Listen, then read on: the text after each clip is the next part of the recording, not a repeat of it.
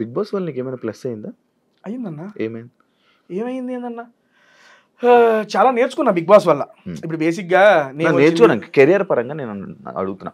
Like ఇప్పుడు ఒక entertainer హౌస్లోకి వెళ్ళారంటే ఒక 4 సినిమాలు లేకపోతే ఒక మంచి బిజీ లైఫ్ ఒక ఇది లైక్ నీ లైఫ్ నీకు అది అలా అలాంటివి ఏమన్నా జరిగింది? లాస్ట్ సీజన్ బిగ్ బాస్కి ఈ సీజన్ బిగ్ బాస్కి మధ్యలో నేను 7 సినిమాలు చేశానన్న. అప్కమింగ్ రిలీజ్ అవుతాయి కొన్ని. ఐ మీన్ ఇంకొకటి పెండింగ్ ఉంది. ఇప్పుడు బయటకు వచ్చిన తర్వాత ఈ 3 వీక్స్లో ఒక 2 మూవీస్ కమిట్ అయ్యానన్న. 7 సినిమాలు యాక్ట్ చేసి డబ్బింగ్ కూడా చెప్పేసిన ఆ సంవత్సరంలో. చిన్నయ్యమని పెద్ద అప్పుడు దాకా నేను యూట్యూబ్లోనే ఉండేవాడిని. అది చూసే నాకు ఆ 7 సినిమా ఆపర్చునిటీ అంటే వచ్చినాయి.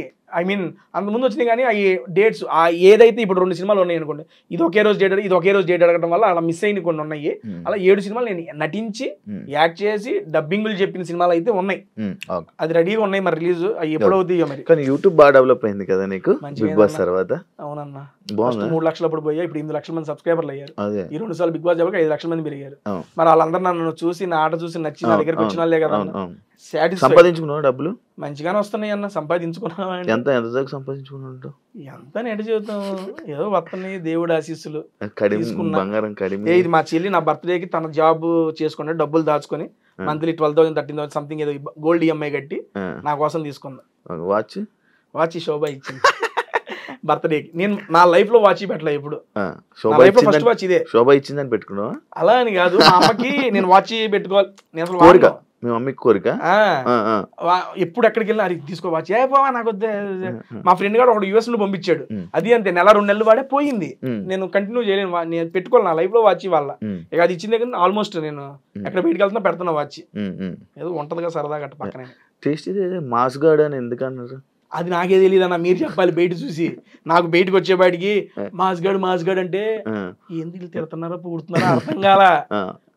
తర్వాత కామెంట్స్ అవి చూసిన తర్వాత బేసిక్ గా నాకు నేను పర్సనల్ గా చాలా సాటిస్ఫై అయ్యా. ఈ సీజన్ లో ఒక ప్రోమో కింద 6,000 కామెంట్లు ఉంటే దాన్ని మొత్తం మాస్గడ్ తేజ గేమ్ చేంజర్ తేజ ఉప్పడేశారు.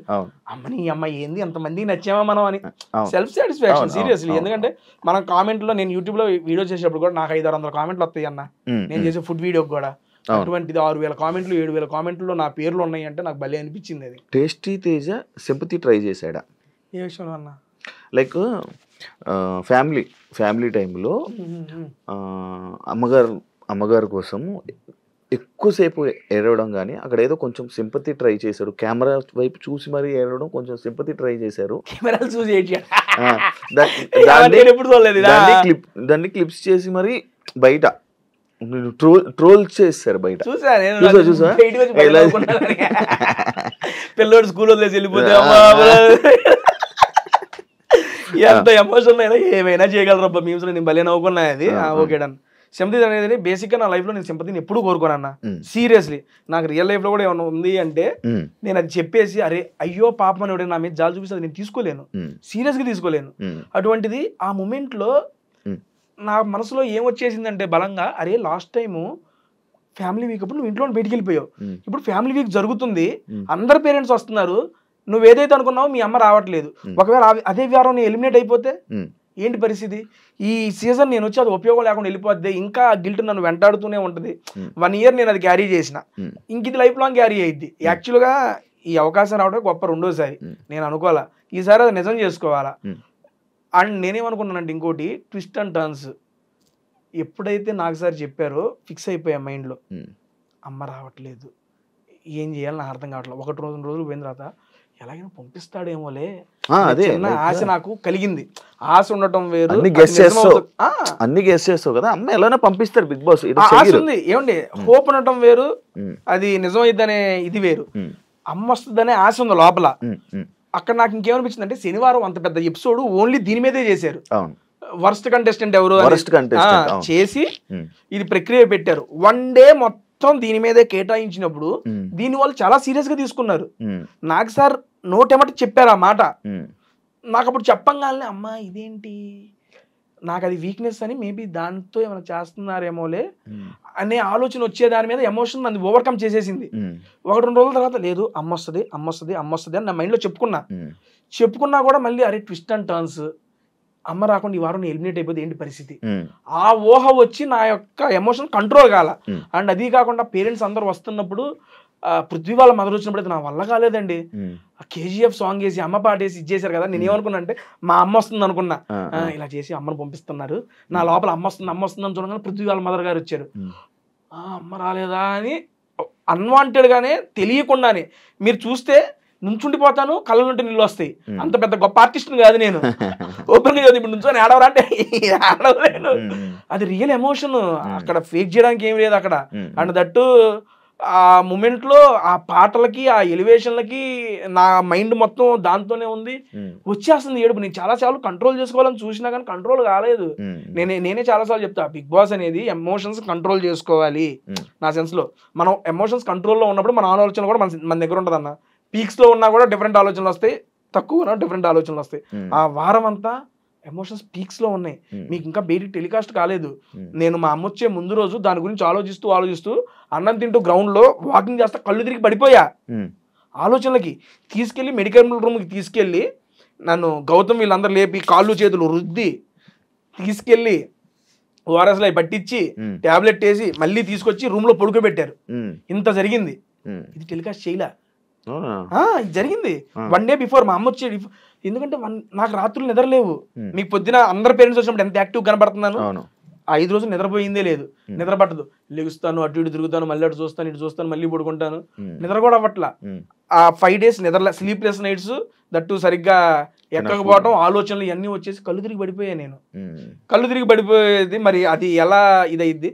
ఒకవేళ అది కాదు అనుకుంటే బిగ్ బాస్ అలాగే తెలియదా వీళ్ళు ఇలా చేస్తున్నాడని? కాకపోతే అది కూడా బయట పెడితే బాగోదేమో వాళ్ళు పెట్టలేదేమో. నేను బయటకు వచ్చి నాకు చూసుకున్నా. ఆ ఫ్యామిలీ వీక్ ఎపిసోడ్ ఒకటే చూసాను నేను, అదొకటి చూసా ఫుల్ ఎపిసోడ్. రోహిణి గారు మెగా చీఫ్ అయిన ఎపిసోడ్, ఈ 2 episodes చూసా. మిగిలిన అన్ని రీల్స్ కంటెంట్ అయితే వస్తున్నాయి అంతేగాని. అండ్ అలా కళ్ళు తిరిగి కూడా పడిపోయానండి. అది ఏ ఊర్లో సింపతి అది కాదు, ఆ జెన్యూన్ ఎమోషన్ వచ్చింది అంతే. అది ఒకటి లైక్ ఇది ఒకటి కూడా వరస్ట్ హౌస్ మేట్లు నీకు ఎక్కువ ఓట్స్ పడ్డాయి, 3 వచ్చినాయి. ఆ 3 ఎవరు వేసారన్నది కూడా గెస్ట్ చేశాను నేను. ఎక్కువ మంది ఏదో అక్కడ కూడా మళ్ళీ చేశాడా, అక్కడ కూడా సింపతి కోసం ట్రై చేశాడా? వాళ్ళ ముగ్గురు నాకు కూడా అందులో సింపతి వరస్ట్ హౌస్ మేట్ వచ్చిందని చెప్పి వచ్చిందని సింపతి ట్రై చేసావా ఏమైనా అన్నట్టు అన్నారు. వరస్ట్ హౌస్ మేట్ వచ్చింది, సింపతి ఎక్కడ ట్రై చేశాను నాకు అర్థం కాలా. నాగార్జున గారు ఎవరికైతే వరస్ట్ హౌస్ మేట్ వచ్చిందో వాళ్ళకి ఫ్యామిలీ వీక్ రాదన్నారు. ఫ్యామిలీ వీక్ రాదా? ఎవరో కాదు టేస్ట్ ఇదే మీ ఫ్యామిలీ రాదన్నారు. ఇదే నేను వచ్చిందే దాని. సార్ నా ఫస్ట్ ప్రయారిటీ అదే సార్, ఫ్యామిలీ రాకపోతే ఎలా సార్ అంటే, హౌస్ మేట్స్ అందరు కలిసి డిసైడ్ చేశారు, మెజారిటీ వచ్చింది, ఇంక చేసేది ఏమి లేదనగానే నేను అక్కడ నా మాట రాలా నోటేమట నుంచుని పోయి okay sir I will accept sir అని చెప్పి కూర్చున్నా. ఇంకా అక్కడ సింపతి ఏమి లేదు, నేను దాని గురించి ఏమి మాట్లాడాలి అసలు. ప్యూర్లీ పర్సనల్ ఒపీనియన్ కదా, it's purely my personal opinion, it's my purely personal opinion అని చెప్పి మాట్లాడుతూ ఉంటాం. అవతల వ్యక్తులు టేస్టీ తేజ గురించి ఏదైనా చెప్తున్నప్పుడు వాళ్ళది కూడా పర్సనల్ ఒపీనియన్గా తీసుకోవచ్చు కదా అని చెప్పి అడిగారు. పర్సనల్ ఒపీనియన్ నేను అంటున్నా, it's your personal opinion, I respect it, కానీ నేను దాన్ని యాక్సెప్ట్ చేయను. అది ఎందుకు యాక్సెప్ట్ చేయను? అది వాళ్ళ ఒపీనియన్ అండి, దాన్ని నేను ఎట్లా యాక్సెప్ట్ చేస్తాను? ఒక్కొక్కసారి అది మీ ఒపీనియన్ మార్చుకోమని నేను చెప్పను. మీ ఒపీనియన్ నేను రెస్పెక్ట్ ఇస్తాను, అది యాక్సెప్ట్ చేస్తాను, బట్ నేను ఎందుకు చేశాను నా రీజన్ చెప్తాను. ఇది నేను చెప్పింది అక్కడ ఏ విషయం అయినా. ఇది ఎక్కడి నుంచి వచ్చింది మీకు it's my purely personal opinion? ఎందుకు స్టార్ట్ చేసి? లాస్ట్ సీజన్ లో కూడా ఉంది, లాస్ట్ సీజన్ లో positive vibes negative vibes last time, ఈసారి అసలు వాళ్ళదాన్ని ఎందుకులే అని. ఎందుకంటే ప్రతి మనిషి మనం మాట్లాడేది మనకు అనిపించిందే మాట్లాడతాం. కొన్ని ఇప్పుడు బయట మన నిజ జీవితంలో కూడా ఇప్పుడు మీరు నన్ను అడిగే క్వశ్చన్ మీకు అనిపించినయే, మీరు చూసినవి మీకు ఇలా అనిపించింది మీరు నన్ను అడుగుతారు. ఇప్పుడు నేను చెప్పేది ఏంటి, నాకు అనిపించింది నేను చెప్తున్నా. అందుకని నేను మాట్లాడేది ఇప్పుడు ఏదైతే నుంచో మాట్లాడుతున్నానో it's purely my personal opinion. నాకు ఏదైతే నేను చూసిన దాన్ని బట్టి నాకు ఏమైతే అనిపించిందో నేను అదే మాట్లాడుతున్నాను అనేది క్లారిటీ చెప్తున్నాను అంతే. అవినాష్ రోహిణి లేకపోయి ఉంటే టేస్టీ తేజ ముందే ఎలిమినేట్ అయిపోయేవాడు అని అంటారు. టాప్ 5 వచ్చేవాడిని. ఎందుకేంటన్నా మీరు చూసారు గేమర్ పరంగా సూపర్ అన్నారు. ఇప్పుడు అవినాష్ అన్న రోహిణి గారు లేకపోతే ఎంటర్టైన్మెంట్ నాదే కదా, ఇంకా అల్లాడుకునేవాడిని, ఒక్కొక్కరిని సరదాగా ఆడేసుకునేవాడిని, ఇంకో 2 వారాలు ఎక్స్ట్రానే ఉండేవాడిని. అప్పుడు నేను నువ్వు రోహిణి కూర్చొని ఎంటర్టైనర్ల గురించి మాట్లాడారు కదా, అది ఎందుకు మాట్లాడాలనిపించింది? లైక్ అది ఫ్లోలో వచ్చేసింది. ఎందుకంటే రోహిణి గారికి ఇంటి నుండి వీడియో వచ్చింది, నాకు ఇంటి నుండి వీడియో వచ్చింది. ఆ వీడియో వచ్చినప్పుడు వాళ్ళు అన్నారు, మా అమ్మ వాళ్ళు రోహిణి వాళ్ళ అమ్మాలు కూడా చెప్పింది, అరే నానిగా బాగా ఆడుతున్నారా, టాప్ 5 దాకా ఉండాలరా, టాప్ 5 లో ఉండాలరా మా అమ్మాలు చెప్పారు. రోహిణి వాళ్ళ అమ్మ కూడా కాలు బాగోపోయినా మంచిగా ఆడుతున్నామా, టాప్ 5 ఉండమ్మా అన్నారు. మిగిలిన వచ్చిన కంటెస్టెంట్స్ అందరూ విన్నర్ అయిరా, కప్పు తీసుకురావాలని చెప్పి వాళ్ళ పేరెంట్స్ వీడియో బయటకు వచ్చినాయి. ఇదేంటి వీళ్ళు టాప్ 5 దాకా అన్నారు వినరావా అంట. మరే మనం వినాలి కామరా, అది వాళ్ళకి కూడా తెలుసులేరా, అందుకే ఉన్నంతకాలం చేసేద్దాం, ఆడేసుకుందాం, వెళ్ళిపోదాము అని ఆశ అట్లొచ్చింది అంతేలే. కానీ అది బయటకు వచ్చి ఇంత వైరల్ అవుతుందని మేము అనుకోలేదు అసలు, అస్సలు ఎక్స్పెక్ట్ చేయాలి. అది ఆ మూమెంట్ లో మాకు అనిపించింది, అవును నిజా కదా. ఆవిడ కూడా అన్నారు, అవునండి ఎంటర్టైనర్ కప్పులు ఇరు, మనం ఉన్నంతకాలం ఎంటర్టైన్మెంట్ చేసేసుకుని వెళ్ళిపోవటమే, మన పని మనం చేసుకుందామండి, ఇదే మేము మాట్లాడుకుంది.